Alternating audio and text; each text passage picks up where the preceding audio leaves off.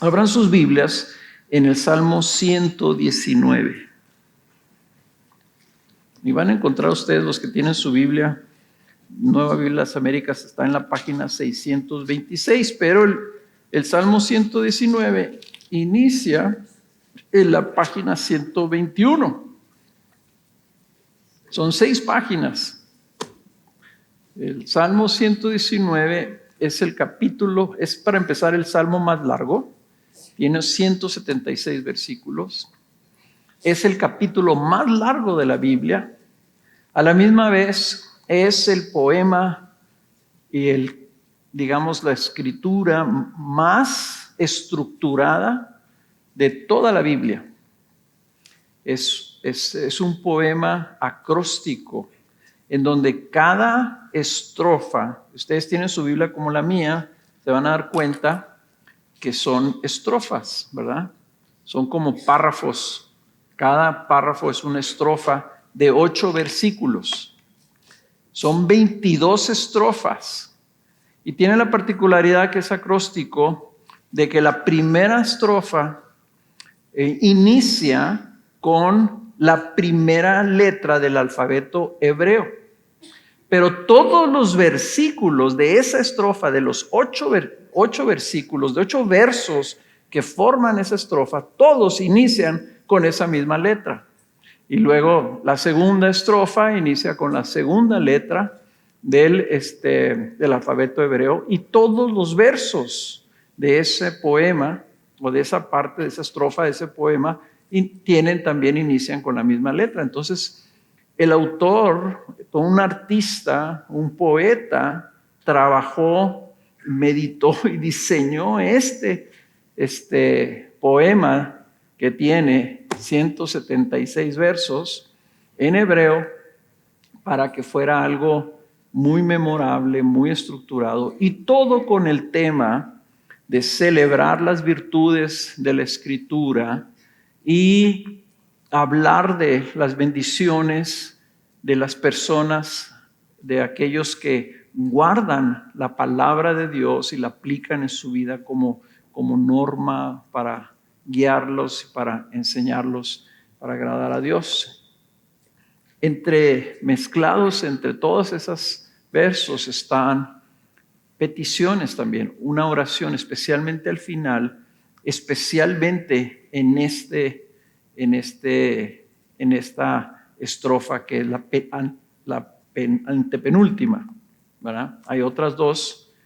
Esta y la anterior, la que inicia en el versículo 145, son oraciones. Casi todo lo demás son afirmaciones, y aquí hay una petición en particular, que es lo que vamos a ver nosotros el día de hoy. Vamos a ver la letra Resh en hebreo, que empieza en el versículo 153. 153, como les digo, en la página 626, ahí lo pueden ver, y ahorita lo vamos a leer y lo vamos a escuchar. Y vamos a aprender un poquito más acerca de los salmos, aprovechando esta estrofa, que yo quería ver las últimas 3 estrofas, pero obviamente no tenía suficiente tiempo para verlas, así que vamos a ver nomás la antepenúltima. Vamos orando. Señor, te quiero dar gracias por tu palabra. Gracias que nos la has dejado escrita, Señor. Gracias que es un alimento para nuestras almas, Señor. Es la luz con la que podemos ser guiados en nuestro caminar. Es tu instrucción que nos revela lo que es tu voluntad. Y es lo que tú nos dejaste, Señor, hablándonos. Y el poder de tu palabra al hablarnos, Señor, nos aviva, nos alienta, nos anima, nos energiza. Porque tú eres Dios, Señor. Y con tu palabra tú hiciste los cielos y la tierra en donde no había nada. Señor, te quiero pedir que nos bendigas el día de hoy, que veamos tu palabra como lo que es, como la gran herencia que tenemos, el gran tesoro que nos has dejado. Que no salgamos de aquí igual que como entramos, sino que haya una transformación en nuestro aprecio por tu palabra. Y te pido que me ayudes, Señor, a a poder no solamente explicar y exponer lo que este texto dice, sino, Señor, que pueda yo mismo alentar a mis hermanos, Señor, por medio de tu palabra, a que ellos consideren, busquen, lean, estudien, aprendan, mediten tu palabra como lo que es, Señor, el gran tesoro de lo que tú nos has dejado, Señor, en ella. Te pido esto en el nombre de Jesús. Amén. Bien, hermanos, les voy a pedir que se pongan de pie para que leamos este párrafo de esta poema, de esta canción. No sé si se pudiera cantar una canción tan larga, ¿verdad? Pero cuando menos como un poema, así se leía. Y la vamos a leer todos. No necesitan seguirme, pueden escucharla, pero sí me gustaría que tú la fueras leyendo de manera que yo la voy leyendo. El Salmo 119, versículos 153 al 60, y dice así: Mira mi aflicción y líbrame, porque no me olvido de tu ley.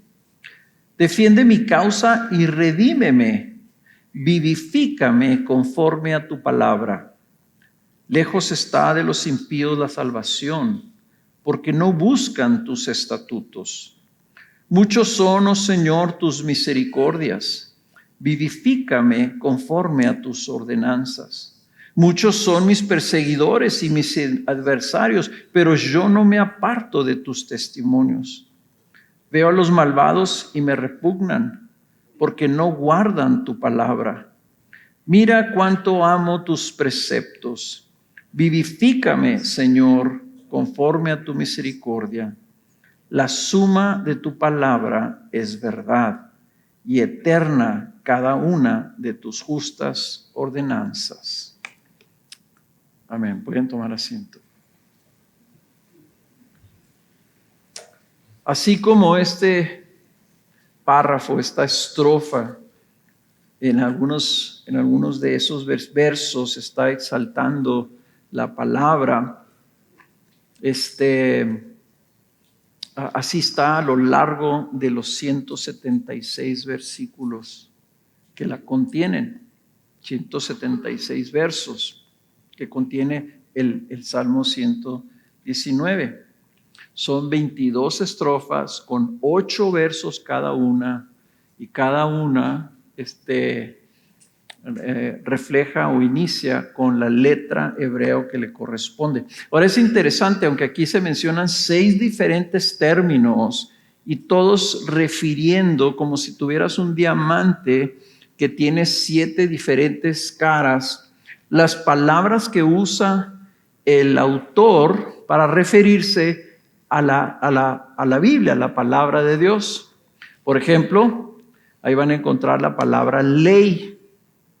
La ley de Dios, que es la instrucción de Dios, lo que Dios ha transmitido, como esta es su revelación, esta es su ley. Esto es lo que debe gobernarnos. La palabra testimonios, lo que Dios declara que es su voluntad.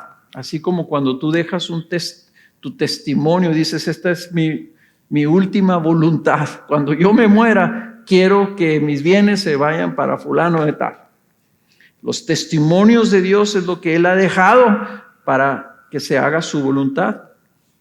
Los preceptos, también la palabra preceptos aparece refiriéndose a lo que Dios ha designado que se haga.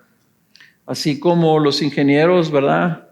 Decimos a los constructores que están trabajando aquí en la construcción, aquí en un lado, que ya van muy avanzados, si se han fijado, ya dentro de poco terminar lo que es la primera etapa, que todavía tenemos que pagarla.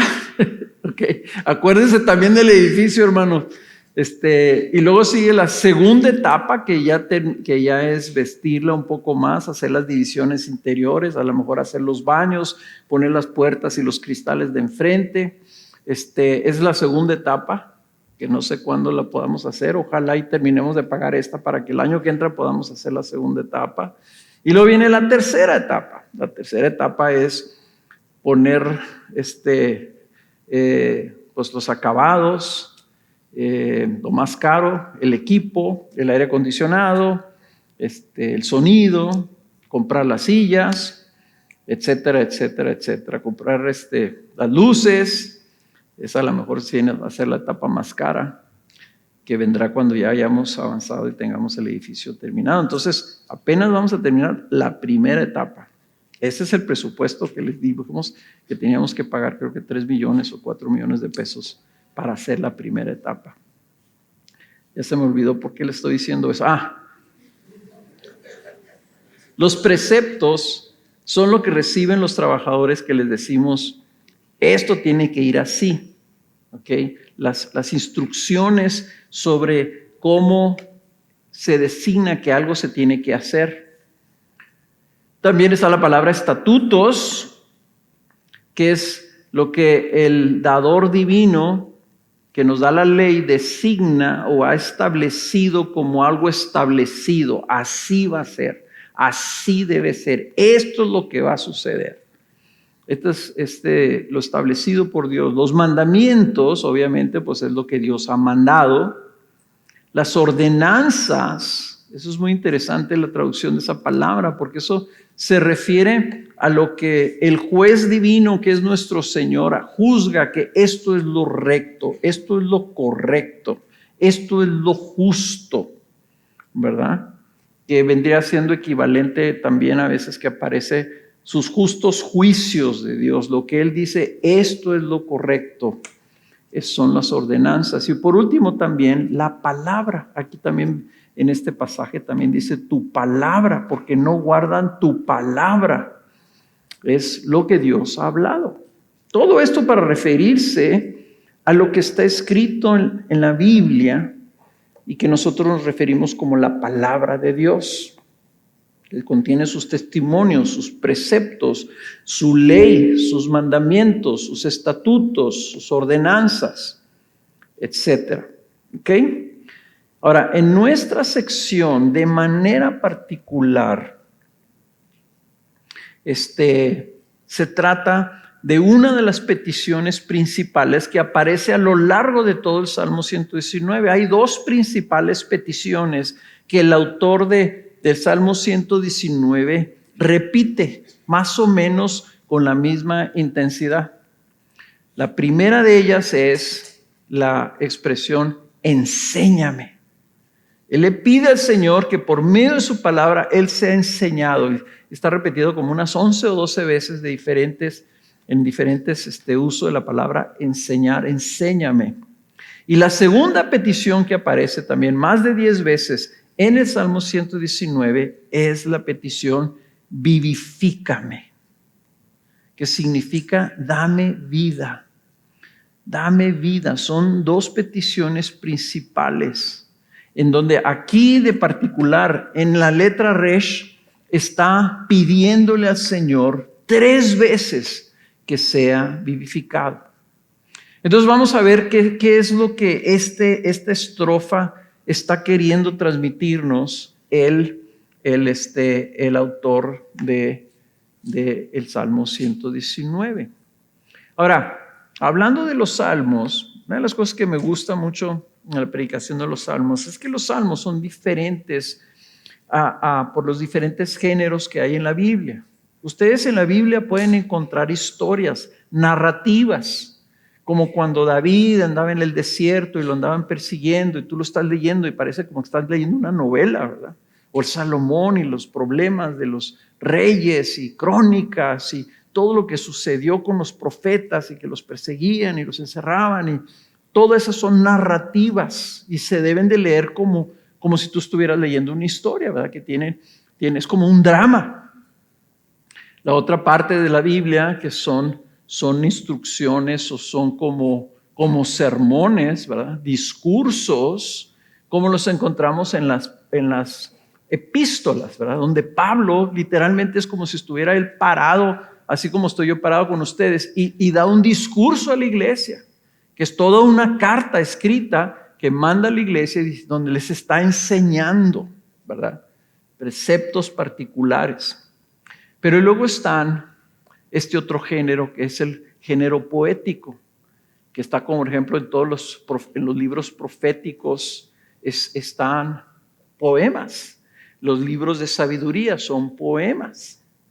Y entonces los poemas son diferentes porque no siguen, no son como los discursos y no son como las narrativas, son cosas en donde está el autor trayendo figuras, como por ejemplo leímos la otra vez, así como el ciervo brama por las aguas, así clama a ti mi alma, ¿verdad? Y tú te imaginas al venado, ¿verdad? Sediento arriba de un cerro ahí, así, bramando, ¿verdad? Buscando dónde está el agua, porque tiene sed, tiene hambre. Y tú te puedes identificar con ese sentimiento. Bueno, eso es un poema donde está usando figuras, está usando emociones. Por ejemplo, también vamos a ver en los poemas que hablan de muchas emociones. Me siento triste, me estoy muriendo, me duelen los huesos, no me quiero levantar. Y tú te identificas con eso.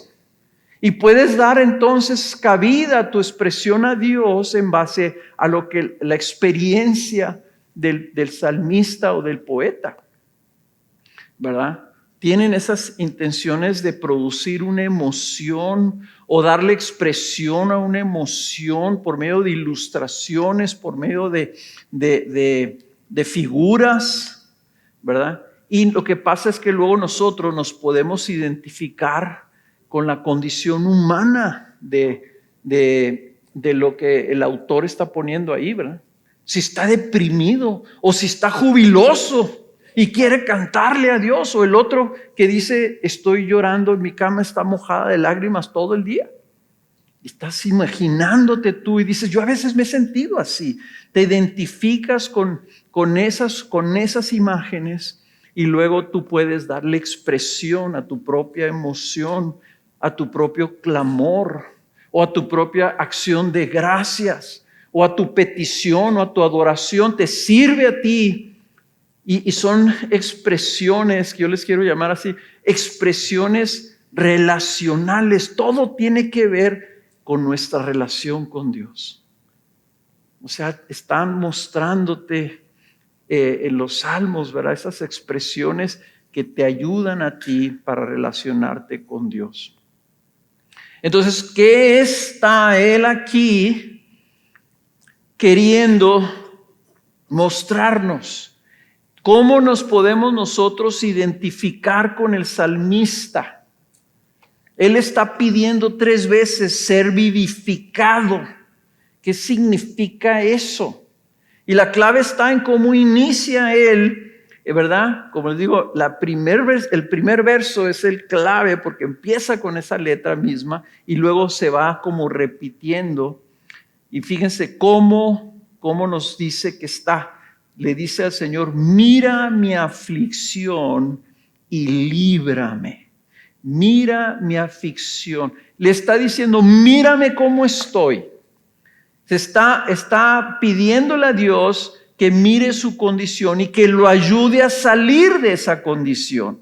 Líbrame de cómo me siento, Señor, ¿verdad? Quiere que lo mire y que mire no solamente su necesidad, sino cómo Él está respondiendo a esa necesidad. Porque le dice, mira que no me olvido de tu ley.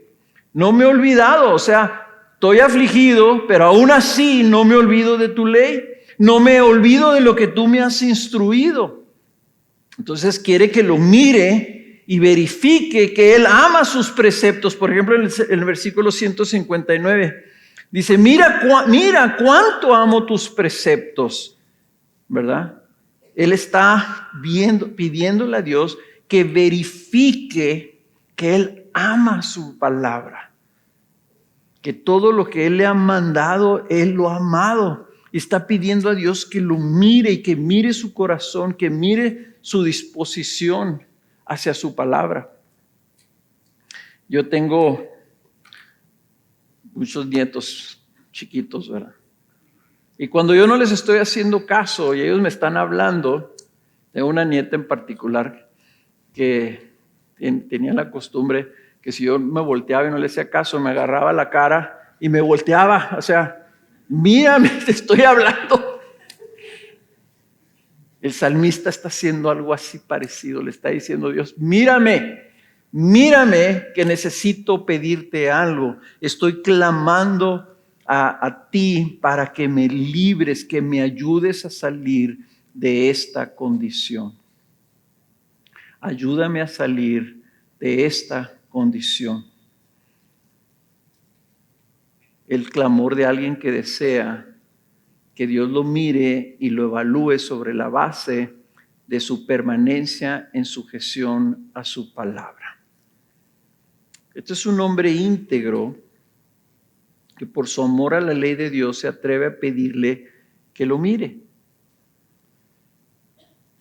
Es alguien que está haciendo una oración atrevida, porque la mayoría de las veces nosotros no queremos que Dios nos mire. Vivimos de tal forma que como que queremos escondernos de Dios, ¿verdad? O nos hacemos como que Dios no nos ve. Como esas personas tan obvias que están haciendo algo y no quieren que las vean y le hacen así. Como que si al hacerle así al pasar, ya con eso no los van a ver. Pero nosotros es ridículo, ¿verdad? Que nosotros pensemos que podemos vivir sin estar bajo la mirada de Dios. Pero Él intencionalmente le está diciendo, mírame. 2 veces le dice, mira mi vida, mira mi condición, mira cómo estoy y mira que te estoy siendo fiel. Hermanos, qué tremendo que nosotros vivamos de tal manera que estemos dispuestos a que Dios nos evalúe y que vea, mira y mira que yo soy fiel. Te voy a pedir algo, Señor. Por eso quiero que me mires. Mira mi necesidad, pero mira que te soy fiel, que guardo tu palabra. Escudriñame, dijo David al Señor también, y ve cómo es mi caminar. Este es un hombre íntegro que tiene una gran confianza por la base de su amor a la palabra de Dios. Ahora piensa, ¿tú te atreverías a orar así al Señor? ¿Te atreverías a decirle, Señor, mírame? Sí, tengo necesidades, pero mira que a pesar de mi necesidad, yo permanezco fiel contigo.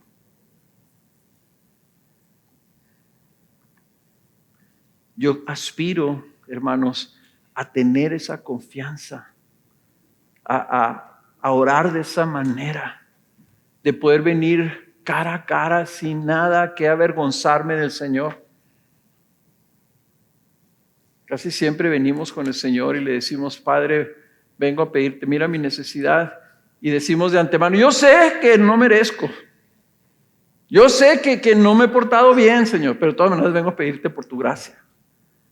Y apelamos a su gracia como una manera de decir, como tengo la gracia de Dios, puedo venir a pedirle a Dios algo y no importa yo cómo he vivido. Este salmista no viene así. Este salmista dice, sí, Señor, yo vengo. Mira mi necesidad, pero también mira que yo amo tu palabra.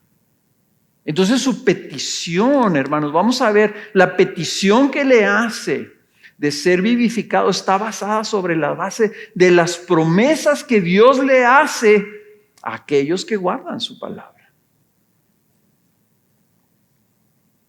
Entonces, fíjense, por ejemplo, qué interesante cómo Él quiere que vea su fidelidad. Por ejemplo, vean el versículo 153. Dice, yo no me olvido de tu ley. Y luego vean el versículo 55. Dice, el versículo 55, dice, lejos están los impíos de la salvación. Lejos está de los impíos la salvación, dice, porque ellos no buscan tus estatutos.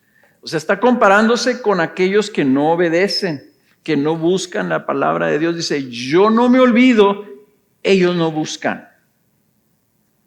Fíjense luego en el versículo 157, dice, yo no me aparto de tus testimonios. Está señalándose él, bien, Señor, mírame, yo no me aparto. Y luego en el versículo 158 dice, veo a los malvados y me repugnan porque no guardan tu palabra. Él está viendo él aquellos que desobedecen a Dios, aquellos que no les importa la palabra de Dios, y se está comparando con ellos para mostrarle a Dios su fidelidad. En otras palabras, este no solamente es un hombre íntegro, sino es un hombre que tiene celo por las cosas de Dios. O sea, el celo por las cosas que Dios llama justo y correcto. Tiene un celo por vivir conforme a lo que Dios ha mandado en su palabra. Y se está viendo al mundo, está viendo a los que no aman a Dios. Y dice, los ve como malvados. ¿Por qué? Porque están haciendo el mal, no el bien. Y los ve como algo que le produce un dolor, ¿verdad? Que dice, me repugna, me produce así un malestar. El ver gente que rechaza tu voluntad. Y esto, dice, para él le produce una mayor convicción de vivir guardando la ley de Dios. Hermanos, gracias a Dios por salmos como estos que nos muestran un hombre clamando a Dios, pero clamando a Dios en integridad, diciéndole a Dios, revisa mi vida y ve que yo estoy permaneciendo fiel, ¿verdad? Pero también un hombre celoso de tal al punto, ¿verdad? Que no menosprecia su voluntad, sino que la valora de gran forma y se indigna y se siente mal cuando hay otros que la ignoran. Nosotros a veces somos tentados a menospreciar la voluntad de Dios, especialmente al ver nosotros que el mundo no ama las cosas de Dios.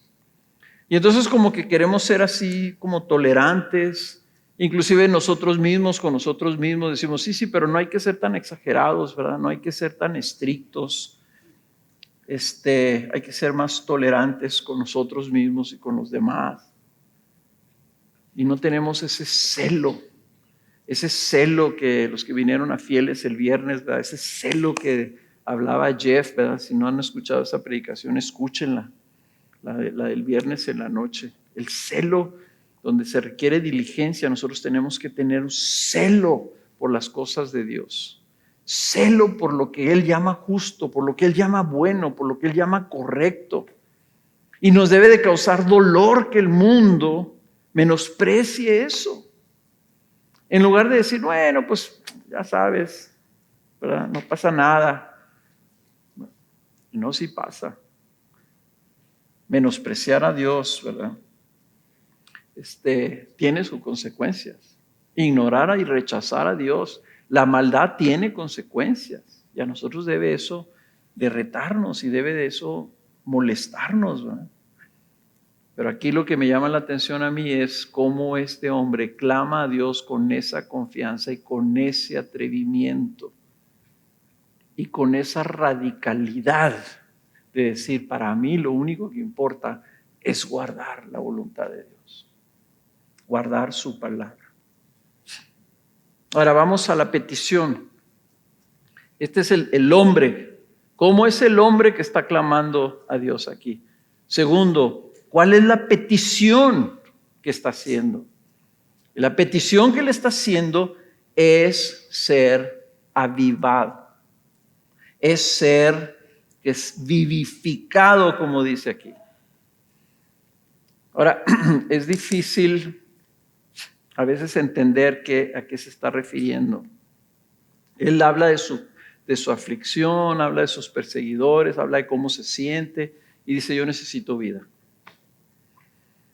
Para mí, en base a cómo está él pidiéndolo, me recordó en una ocasión que mis hermanos y amigos que me invitaban a ser parte del grupo que andaba en la bicicleta, en una ocasión se les ocurrió unirse a irse en una, pues no sé cómo se llama, iba a decir cabalgata, pero no íbamos en caballo, ¿cómo se llama? Una rodada. Irse en las bicicletas hasta Ruidoso, Nuevo México, que son 100 millas, poquito más de 100 millas, ¿no? Y entonces se burlan de mí porque varias veces me quedé yo atrás y venía atrás una camioneta con un tráiler y se llamaba La Barredora. Todos los que se iban quedando atrás pues no nos podían dejar en la carretera, ¿verdad? Entonces los subían, nos adelantaban y entonces yo muy gustosamente me subía y los pasábamos a toda la bola que venía el pelotón y luego nos dejaban así como a 1 kilómetro adelante, nos bajaban y entonces íbamos a mero enfrente de todos. Ya tenía yo mis compas que iban allí. Como 3 veces me levantaron. Pero ya en la última parte ya no me levantaron. Ya era la subida. Y me acuerdo muy particularmente que llegué ya ese lugar ya lo he recorrido varias veces. Llegué a un lugar en la subida donde literalmente yo ya no pude seguir. Y me paré y venían carros que eran de las familias, de la gente que venía en el pelotón. Venían así y se paró un carro y me dijo, ¿qué necesitas? Y le dije así, algo que comer. Porque yo tenía 0 energía ya. Ya me había consumido todo lo que podía consumirme de mi cuerpo, ya no tenía nada.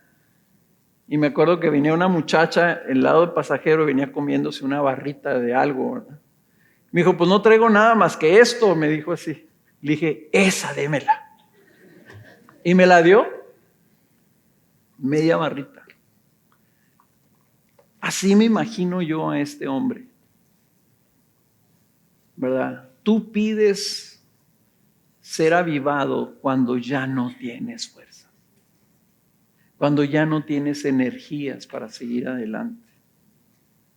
Tú pides, Señor, dame vida, porque literalmente en el hebreo eso es, dame vida. Como si se estuviera muriendo, pero no se está muriendo. Y 3 veces le dice, dame vida.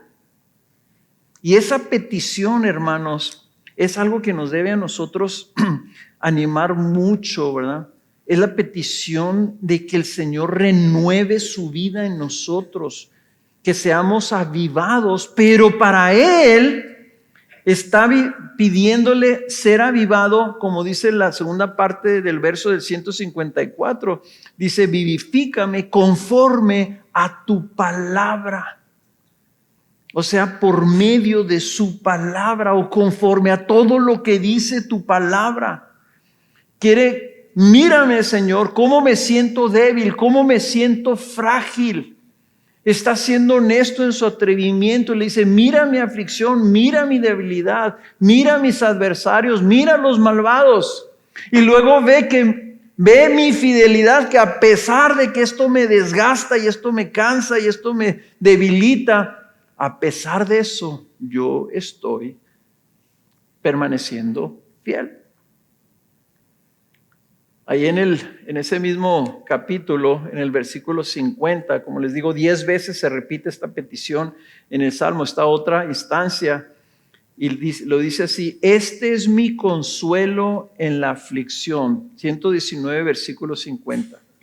Este es mi consuelo en la aflicción. Dice, que tu palabra me ha vivificado.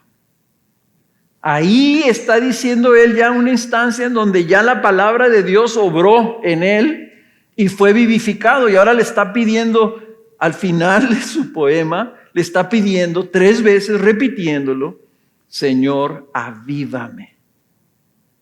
Y lo hace en 3 instancias. Y quiero que veamos cada una de ellas. Porque necesitamos entender qué tiene que ver la palabra de Dios con el ser avivados. ¿Qué tiene que ver la palabra de Dios con la vivificación? ¿Por qué le está pidiendo que le dé vida? ¿Y cómo espera él que le dé vida, verdad? Lo primero que le pide entonces, versículo 154, es vivifícame conforme a tu palabra. En términos generales le está pidiendo vivifícame en base a todo lo que tu palabra dice y promete que eres tú para tu pueblo. Todo lo que tú dices, Señor, que vas a hacer a favor de aquellos que te son fieles. Todo lo que tu palabra dice que tú nos das, Señor, en base a que te buscamos. Dame todo lo que tú prometes, le está diciendo. Todo lo que está aquí. Esto necesito. Lo que tú dices que eres para nosotros, dámelo. Conforme a tu palabra, dice, porque eso es lo que me vivifica. Estamos pidiendo que cumpla lo que Él ya nos ha prometido. Le está pidiendo que lo haga, ¿verdad? Así como Él lo ha mandado. Señor, tú dijiste que si yo te obedezco, tú me vas a dar vida. Quiero que me des vida, conforme a tu palabra, conforme a lo que tú dijiste. Les digo que este salmista es un atrevido, porque le habla a Dios así, con la neta. Mírame, ahora, fíjate cómo estoy viviendo yo, ahora conforme a tu palabra, lo que yo te pido es que me vivifiques. Esa es como la petición general. Conforme a lo que tú has dicho mismo, no te estoy pidiendo nada extra, conforme a lo que tú dices. Hermanos, si nosotros no conocemos la palabra, ¿cómo le vamos a pedir al Señor? Señor, conforme a tu palabra, te estoy pidiendo esto. ¿Verdad? Y yo creo que muchos, hermanos, muchos cristianos tienen oraciones muy pobres y muy no atrevidas. Y sin confianza, porque ignoran lo que Dios ha dicho. Y muchas veces lo que pasa es que no solamente lo ignoran, a lo mejor sí lo han leído, pero no lo creen. Este hombre sí lo cree y se lo está pidiendo, y se lo está pidiendo ya de veras. Vivifícame conforme a tu palabra. Número 2, versículo 156. Fíjense cómo les dice. Muchas son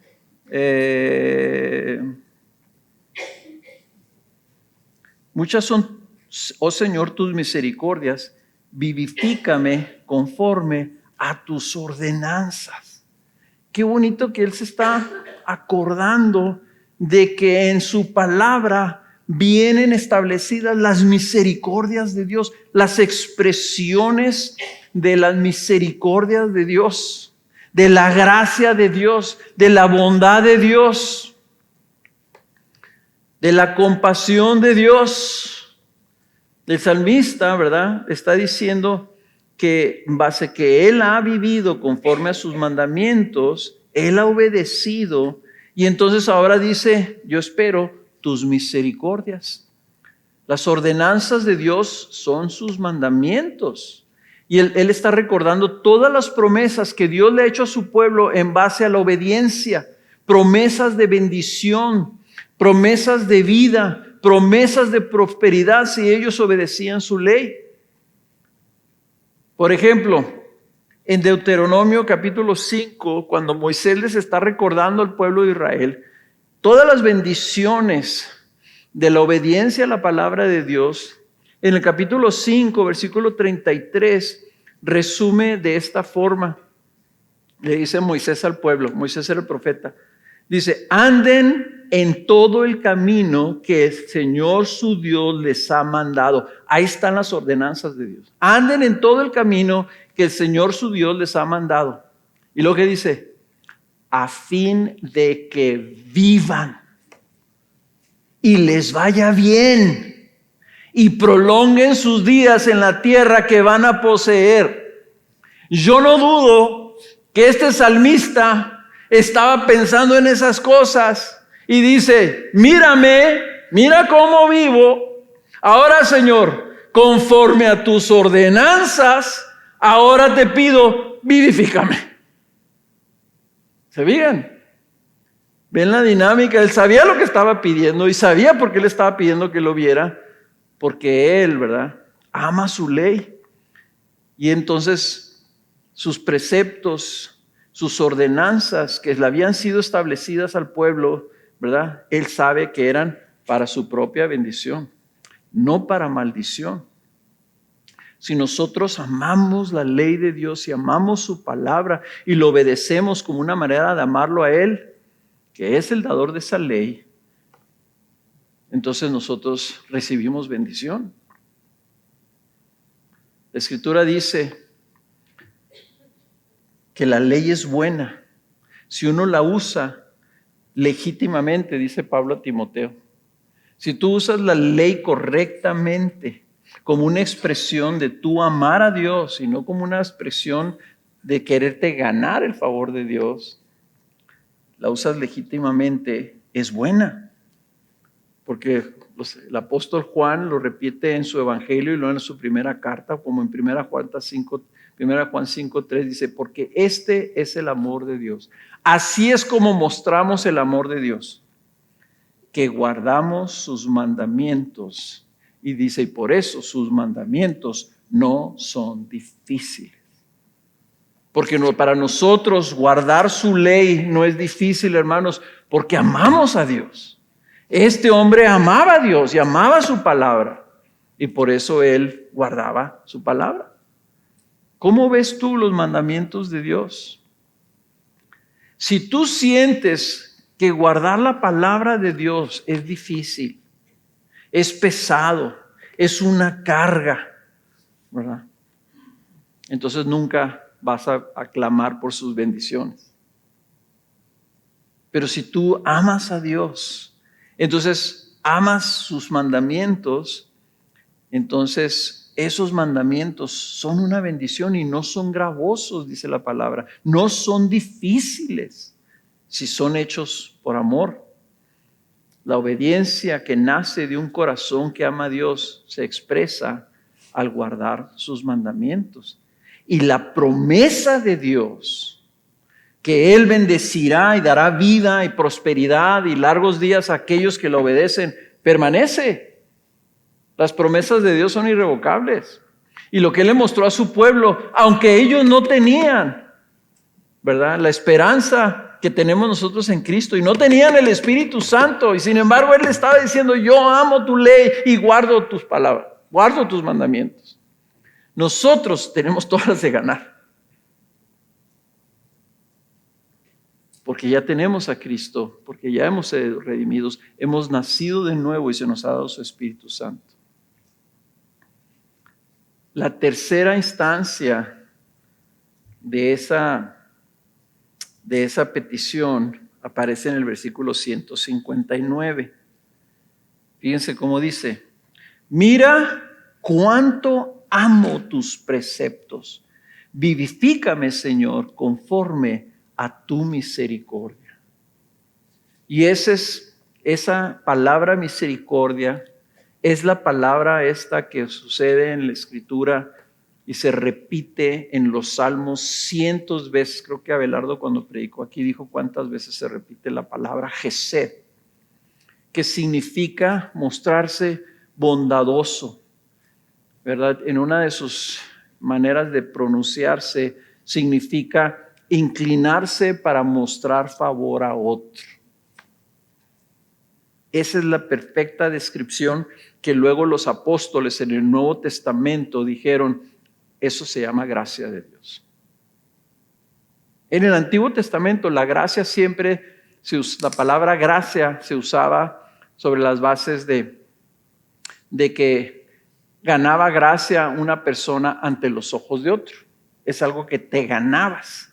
Los apóstoles redefinieron esa palabra, ¿verdad? La palabra caris, gracia, y la redefinieron como, no, el favor inmerecido que no podemos ganar de Dios, la disposición permanente que tiene Dios de ser bondadoso, de inclinarse para bendecirnos, de ser misericordioso, de ser compasivo con nosotros, de querer perdonarnos, de estar dispuestos a hacernos un bien y nunca un mal.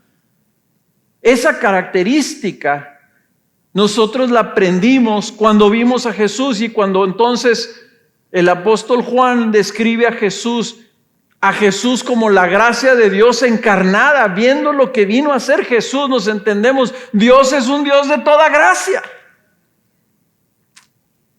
Pues en el Antiguo Testamento, antes de que viniera Jesús, es la palabra Gesed, que también se traduce en algunas Biblias como un amor constante, el amor inquebrantable de Dios, el amor firme, la disposición de Dios de amarnos. Dice, Señor, vivifícame conforme a tu misericordia, conforme a tu gracia, conforme a la sobreabundante gracia de Dios, porque Él es el Dios de toda gracia, es el Dios de todo Gesed. Entonces, todo lo que recibimos de parte de Dios es una acción de la gracia de Dios. Y el autor aquí proféticamente está diciendo, yo conozco tu misericordia, que te muestras misericordioso, Señor, porque así eres tú. Entonces vivifícame. Su tercera petición está diciendo, Señor, tú tienes gracia para darme. Y una manera en que la gracia de Dios se manifiesta es precisamente por la palabra de Dios. Hermanos, la palabra de Dios es una expresión de la gracia de Dios. Si no, vean conmigo esta profecía en Ezequiel capítulo 37. Es una profecía muy famosa. Cuando el Señor le habla a Ezequiel en una visión en donde Ezequiel ve un llano ahí, un terreno lleno de huesos. Y le dice el Señor a Ezequiel, háblale a los huesos. Y dice Ezequiel 37, versículo 4. Entonces me dijo, profetiza sobre estos huesos y diles, huesos secos, oigan la palabra del Señor. Así dice el Señor Dios a estos huesos, voy a hacer que en ustedes entre espíritu y vivirán. Y pondré tendones sobre ustedes, haré crecer carne sobre ustedes, los cubriré de piel y pondré espíritu en ustedes y vivirán. Y sabrán que yo soy el Señor. Y luego el versículo 10 dice, y profeticé como Él me había ordenado, y el Espíritu entró en ellos, dice, y vivieron. Esta profecía en el capítulo 37 de Ezequiel viene justo después de que en el capítulo 36 Ezequiel profetiza que vendrá un día cuando el Señor iba a hacer un nuevo pacto. Y en ese nuevo pacto, el pacto de la gracia se llama. Ese nuevo pacto, el Señor lo que iba a hacer es, y yo voy a poner mi espíritu en ellos. La promesa de la venida de Cristo, que iba a venir a perdonar nuestros pecados, y luego la venida del Espíritu Santo a habitar en el corazón de sus pueblos, donde iba a cambiar nuestro corazón de piedra por un corazón de carne, iba a poner su Espíritu habitando dentro de nosotros, que Jesús lo ratifica en el capítulo 14, en el 15 y en el 16 del Evangelio de Juan. Ese nuevo pacto de la gracia, hermanos, tenía como base que el Señor iba a hacer algo para darnos vida, una vida nueva. Y lo hace por medio de su palabra. Este salmista, yo no sé si estaba pensando en Ezequiel o no, ¿verdad? Pero el nuevo pacto es el fruto de la gracia de Dios en formar su pueblo. Y él, en el Antiguo Testamento, este autor estaba anticipando algo que fue hecho realidad por medio de la obra de Jesucristo. Porque en Cristo, la gracia de Dios encarnada, Él vino a revelar la verdad y la gracia, hacer la realidad. Hemos recibido vida nueva, vida eterna, por medio de la regeneración que produce su Espíritu habitando en nosotros. Entonces este salmista, siglos antes de que naciera Jesús, él solo conocía a Moisés y solo conocía los profetas, ¿verdad? Pero él estaba confiando que iba a encontrar la gracia de Dios para su vida, si él la pedía. y iba a encontrarla en base a él. Lo único que él sabía, yo voy a guardar tu palabra porque tú eres el Dios de toda gracia, tú eres el Dios de misericordia y conforme a esa misericordia yo te estoy pidiendo, vivifícame. Aunque él guardaba su palabra, ya le pidió que en base a su palabra le bendijera. Ahora le está pidiendo conforme a su gracia. Nosotros ya tenemos como realidad, hermanos, algo que el salmista estaba anticipando. Tenemos un camino más seguro a esa gracia porque nosotros ya tenemos a Jesús. ¿Cómo es entonces? Este sería mi último punto. ¿Cómo es entonces que la palabra de Dios nos aviva? Nos aviva por medio del Espíritu que está en nosotros. Hermanos, 3 cosas que tenemos que él no tenía. Número 1, tenemos a Jesucristo. Tenemos a Jesucristo. Dice el Evangelio de Juan, versículo 1. En el principio, ¿cómo empieza la Biblia? En el principio, o sea, está hablando de cuando empezó todo. En el principio ya existía el verbo. Ahí se traduce verbo la palabra griega logos, ¿verdad? Logos, que significa la palabra hablada de Dios, la expresión de Dios. El logos fue cuando Dios dijo, hágase la luz. Y salió la palabra y se hizo el universo. ¿Ok?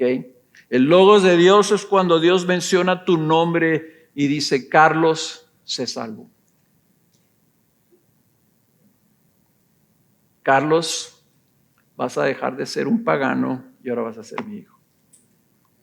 Ese es el logos de Dios, la palabra personificada de Dios aquí en la persona de Jesucristo, porque dice, el principio ya existía el verbo y el verbo, dice, estaba con Dios y el verbo era Dios. O sea, esto es un misterio, hermanos, un misterio de la Trinidad, y no me pidan que se los explique.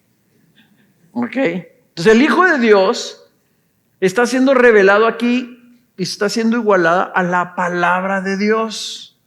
Dice, Él estaba, ya vemos, el verbo es una persona. Él estaba en el principio con Dios. Y lo dice el versículo 3, todas las cosas fueron hechas por medio de Él. Y nosotros sabemos que todas las cosas fueron hechas por medio de que Dios lo habló y se hizo. Todas las cosas fueron hechas por medio de Él y sin Él, nada de lo que ha sido hecho fue hecho. Y luego noten que dice en el versículo 4, en Él, en el verbo, en el logos, estaba la vida. Y la vida era la luz de los hombres. Y lo adelántense hasta el versículo 14, ahí en Juan 1. Y dice, Juan 1:14, y el verbo se hizo carne y habitó entre nosotros y vimos su gloria, gloria como del unigénito del Padre, lleno de gracia y de verdad.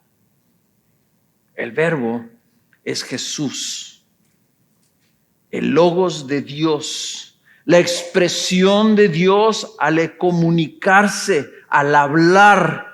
El logos de Dios que creó todas las cosas, el logos de Dios en donde está la vida, se hizo carne. Les digo, no me pidan que se los explique, porque este es el misterio de la encarnación, el misterio de cómo Dios es, cómo puede ser una persona que se encarna y a la misma vez estaba ahí obrando cuando Dios estaba hablando, creando el mundo y creando todas las demás cosas. Se hizo carne, la palabra hablada de Dios se encarnó. Cristo es esa expresión, Cristo es esa revelación, Cristo es esa palabra creativa de Dios en una persona. Dios Padre quiso que Cristo viniera encarnado al mundo. Y siempre pensamos, sí, Cristo vino a morir por nuestros pecados, ¿verdad? A llevar a cabo la obra de redención, sí. pero Él era la palabra de Dios encarnada. Cristo vino para hablarnos la palabra de Dios directamente. Cristo vino como el profeta de Dios a crear algo nuevo, una nueva humanidad, el pueblo de Dios, la familia de Dios. El Logos encarnado es una persona que se nos ha dado. Miren, vean este texto, anoten este texto, es un texto hermoso. Hebreos 1:1. Hebreos 1:1 y 2. Fíjense cómo empieza el libro de Hebreos. Dice Dios,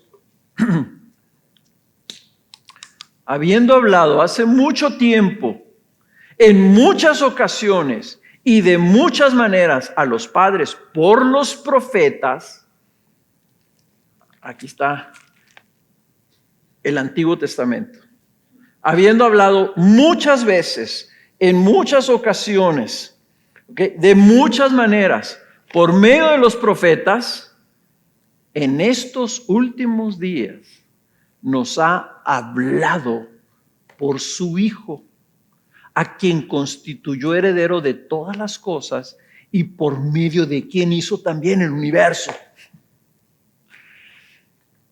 Cristo vino a hablarnos de parte del Padre. Si tú quieres saber, ¿qué es lo que nos quiere decir Dios? Ve a Cristo. Porque ahí encarnado está la revelación de Dios. Ahí te está diciendo cómo es que Dios obra. Te está diciendo cuál es su carácter. Ahí te está diciendo cuál es su voluntad. Ahí te está diciendo qué es lo que Él más ama. Ahí te está diciendo qué tanto te ama a ti. Ve a Cristo, porque por medio de Cristo, Cristo fue enviado a hablarnos la palabra de Dios. Y Él, la palabra de Dios encarnada, que es Cristo Jesús, por medio de quien se hizo el universo, Él es por medio de quien se da la vida que habita en nosotros por medio de la habitación del Espíritu Santo, que es la segunda cosa. Nosotros tenemos a Cristo, número uno. Número dos, nosotros tenemos el Espíritu Santo. Y les he dicho que este versículo es uno de los versículos más tremendos que nunca he podido comprenderlo y en términos así absolutos creerlo, porque es algo tan increíble. Que dice en el versículo Romanos 8:11, dice, pero si el espíritu de aquel, o sea, el espíritu de Dios, el espíritu de aquel que resucitó a Jesús de entre los muertos, ahí está la Trinidad, el espíritu de aquel, ¿de quién? Del Padre. El espíritu, tercera persona de la Trinidad. Dice, el espíritu de este Padre que resucitó al Hijo, a la palabra de Dios encarnada, el espíritu de aquel que resucitó a Jesús de entre los muertos, habita en ustedes. El Espíritu de Dios habita en nosotros, el mismo que resucitó a Cristo Jesús de entre los muertos. También, ¿qué dice? Dará vida a sus cuerpos mortales por medio de su Espíritu que habita en ustedes. Entonces, Cristo, que es la vida, Cristo, en quien radicaba la vida creativa de Dios, Cristo por medio del cual se hizo el ser humano y se hizo todo lo vivo en el universo, ese Espíritu Santo que da vida habita en nosotros. Tenemos el Espíritu Santo y entonces el Espíritu nos da vida eterna, pero aquí nos está insinuando que nos da su vida continuamente al vivir en nosotros. Están inventando una batería, bueno, ya la inventaron, más que todavía me imagino que no la pueden poner en práctica, pero hay una batería así chiquita, un cuadrito así. Esa batería nunca se acaba. No sé si sea nuclear o qué, Pero esa batería va a arruinar a todas las fábricas de baterías cuando la hagan, ¿verdad? Porque imagínate tú ponerle una batería a algo que nunca la tienes que recargar. Nunca se te va a acabar, ¿verdad? Espero que hagan una grande para que hagan carros que le pongan esa batería y ya nunca va a tener necesidad de que te echen gasolina ni nada. ¿Ok? No sé si la vayan a construir o no, pero ya sé que existe. Nosotros tenemos la vida eterna de Dios, la energía que hizo el universo habitando adentro de nosotros. La energía que entró a esa cueva donde estaba Jesús muerto y lo levantó, habitando en nosotros. Y la promesa es que si ese espíritu está dentro de nosotros, ese espíritu nos va a dar vida. Ahorita, el día de nuestra muerte, el día de nuestra resurrección y por toda la eternidad. Entonces nosotros tenemos algo mayor que una batería que puede prender un aparato como este. Tenemos el espíritu que hizo el universo, ¿verdad? Cuando Dios lo habló, y el universo es infinitamente, o sea, no lo podemos ni medir, ni nos lo podemos imaginar. La cantidad de energía que está en el universo es inmedible y habita en nosotros. Por eso es que yo no puedo tragar esto. Porque a veces yo me levanto en las mañanas y yo digo, yo no tengo fuerzas. Yo no sé tú, pero yo muchas veces me siento débil. Y aquí el salmista se está sintiendo débil.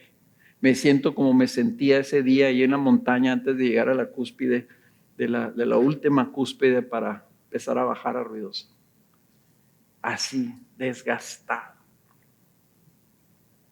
Pero el salmista dice, vivifícame conforme a tu misericordia. Y entonces aquí estamos viendo que tenía él anticipando lo que nosotros ya tenemos. Nosotros tenemos a Cristo y tenemos el Espíritu Santo. Entonces, cuando nosotros, ¿verdad?, venimos a Él, lo buscamos a Él, recibimos esa vivificación. Y la tercera cosa que tenemos, hermanos, es que tenemos su palabra. Ahora en la mañana que estaba orando, en la mañana que vamos a desayunar, leí gracias a Dios porque tenemos su palabra. Esta es una expresión de la gracia de Dios tremenda. En base a lo que hemos leído nosotros, que tenemos a Cristo Jesús, y Cristo Jesús, miren, no sé si ya no tengo mucho tiempo, pero como no puse el reloj, no supe ni a qué horas empecé. Pero no quiero dejarme sin leerles esto, ¿verdad? Cuando el Señor Jesús, dice en Juan capítulo 7, dice que era el último día de la gran fiesta, Jesús se pone de pie en versículo 7:37 de Juan y dice esto: si alguien tiene sed, que venga a mí y beba. El que cree en mí, como ha dicho de la Escritura, de lo más profundo de su ser brotarán ríos de agua viva. Y lo dice, pero él decía esto del Espíritu que los que habían creído en él habían de recibir. Y está profetizado eso mismo en Isaías 55, donde dice, todos los sedientos vengan a las aguas, y los que no tengan dinero, vengan, compren y coman, vengan, compren y vino y leche sin dinero y sin costo. ¿Por qué gastan dinero en lo que no es pan y su salario en lo que no sacia? Dice, escúchenme atentamente y coman lo que es bueno y se deleitará su alma en la abundancia. Inclinen su oído y vengan a mí, escuchen y vivirá su alma. Hermanos, nosotros tenemos la palabra de Dios. Tenemos a Cristo y Cristo es la palabra de Dios encarnada, pero tenemos la palabra de Dios escrita, por medio de la cual podemos tener comunión con el Cristo, con el Padre y con el Espíritu Santo. Y vean esta bendición. Fíjense lo que Jesús dijo acerca de la palabra en Mateo 4:4 cuando estaba siendo tentado por el diablo. Jesús le responde al diablo y le dice, cuando el diablo le ofrece todos los manjares para que coma, y Jesús le dice esto: está escrito en Deuteronomio, no solo de pan vivirá el hombre, sino de toda palabra que sale de la boca de Dios. O sea, Jesús está diciendo, tú puedes tener todo el pan, tú puedes tener toda la energía, ¿verdad? Ahora que nunca me he tomado uno, ¿verdad? Pero se han hecho millonarios las compañías que te venden bebidas energéticas, se llaman. No sé qué tengan, ¿verdad? Pero yo no les tengo confianza. Porque como que te tomas algo y te da energía. Pues ha de ser pura cafeína, ¿verdad? Pero la cafeína te da unos bajones terribles, ¿verdad? O azúcar y cafeína. Dice Jesús, no solo de pan vivirá el hombre, sino de cada palabra, cada preposición, cada artículo, cada verbo, cada sujeto, cada adjetivo, cada adverbio que está en la Biblia. Dice, es como si fuera pan para ti. Porque tú de puro pan no puedes vivir. Sino que dijo, sino el Señor, que necesitábamos nosotros de la palabra para vivir. Y Jesús lo dice en el Evangelio de Juan. Evangelio de Juan capítulo 6, Jesús les dijo, yo soy el pan de la vida. El que viene a mí no tendrá hambre y el que cree en mí nunca tendrá sed. El pan de la vida. Repite en el versículo 48 y en el versículo 51, fíjense cómo lo pone. Yo soy el pan vivo que descendió del cielo. Si alguien come de este pan, vivirá para siempre, y el pan que yo también daré por la vida del mundo es mi carne. O sea, Jesús, el Hijo de Dios, por medio del cual se hizo todo el universo, en Él está la vida, y por medio del Espíritu Santo Jesús está en nosotros y nos está diciendo, yo soy la palabra de Dios. Si me tienes a mí, tienes la palabra de Dios. Pero también tenemos su palabra escrita que dice, no puedes tú vivir sin esto. Y dice, yo soy el pan de vida. Entonces, por medio de tener comunión con Cristo y su palabra, es que nosotros recibimos y somos avivados. Por medio de tener comunión con Jesús y su palabra, es que nosotros somos avivados. Necesitamos tener comunión con Dios para ser saciados. Necesitamos tener comunión con Dios para ser avivados. Fuimos creados, hermanos. Nunca se han preguntado por qué tenemos que comer. Yo sí. Bueno, no sé ustedes, yo soy medio raro y pienso a veces cosas así. Y me pongo a preguntar, ¿por qué tenemos que comer? ¿Por qué tenemos que dormir? ¿Por qué no nos hizo Dios sin necesidad de comer? ¿Podía habernos hecho así? Pero toda su creación refleja esta necesidad de sus animalitos, los insectos, los seres humanos, las plantas. Necesitamos agua. Necesitamos comida, necesitamos descansar. Nos hizo seres débiles que necesitamos estas cosas para vivir. Nos tapan la nariz y en 5 minutos estamos muertos. Dejamos de tomar agua 10 días y estamos muertos. ¿Por qué?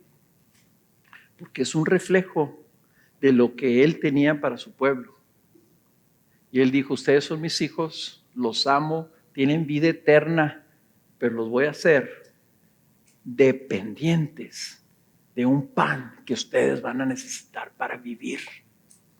Y ese pan es mi Hijo y su palabra. Entonces nosotros tenemos que ir a comer. Y tenemos que alimentarnos. Y tenemos que avivarnos y ser revividos por medio de nuestra comunión con Dios.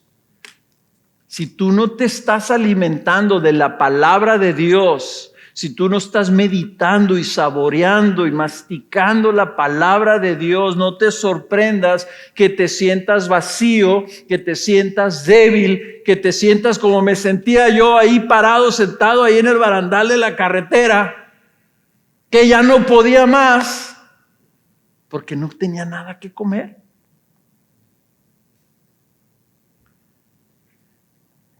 Si te sientes así, el diagnóstico es: tienes hambruna espiritual.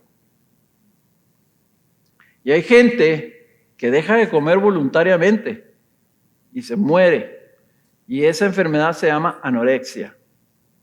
Y una vez aquí les dije, hermanos, algunos de ustedes están anoréxicos espiritualmente hablando porque no comen o comen cualquier cosa. No se alimentan de Cristo por medio de su palabra. Acuérdate de eso, no solo de pan vive el hombre. Y la palabra de Dios era lo que levantó esos huesos y les dio vida. La palabra de Dios es la que nos dio vida eterna a nosotros. El Espíritu Santo está aquí, pero no es automático. Necesitamos comer. Así nos hizo Dios. Así como tú necesitas comer pan y huevos y carne y pollo y verduras y fruta y tomar agua, así Jesús dijo: todos los que tengan sed, todos los que tengan hambre, vengan a mí.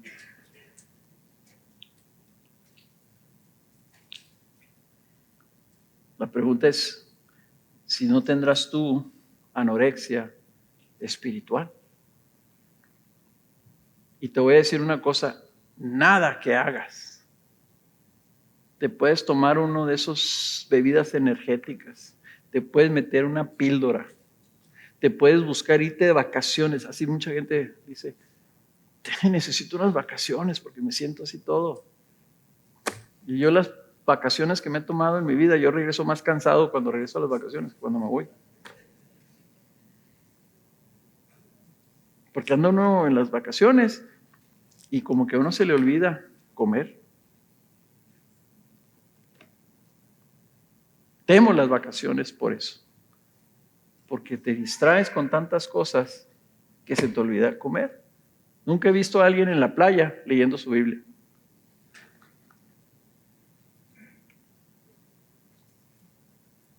Entonces, hermanos, el salmo termina, bueno, no termina el salmo, la estrofa termina con esta expresión: la suma de tu palabra, la totalidad de tu palabra es verdad y eterna cada una de tus justas ordenanzas.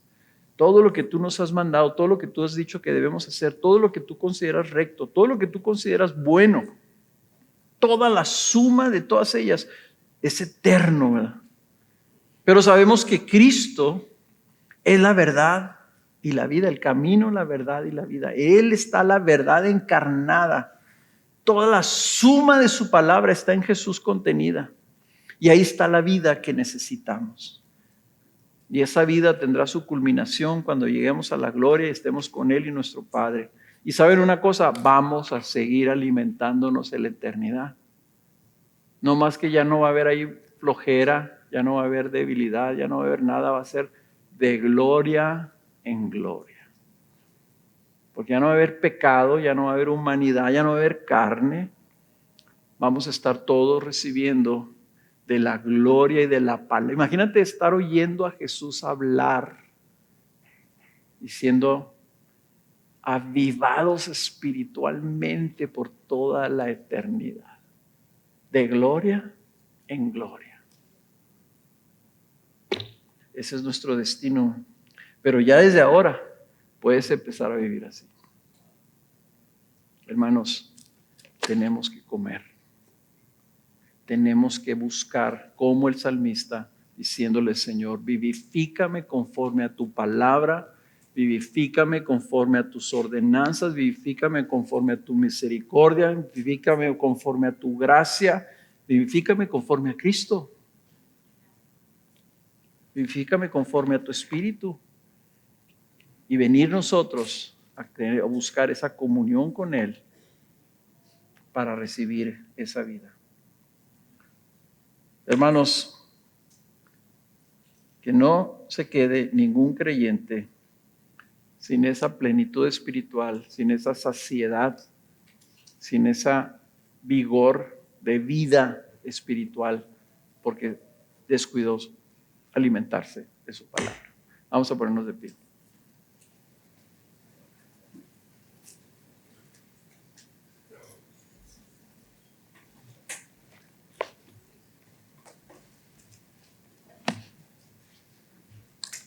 Yo quiero retarte, hermano y hermana.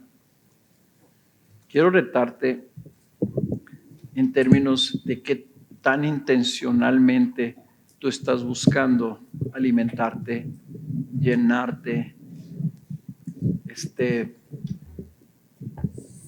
llenar tu alma con la palabra de Dios. Y no es volumen, no es cantidad de volumen que comas, sino es la calidad de pasar tiempo con el Señor.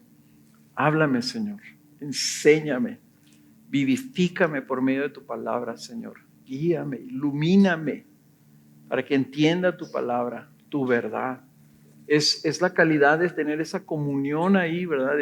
Yo creo que eventualmente la serie se llama Fortaleciendo nuestra comunión con Dios, ¿verdad? Por medio de los salmos.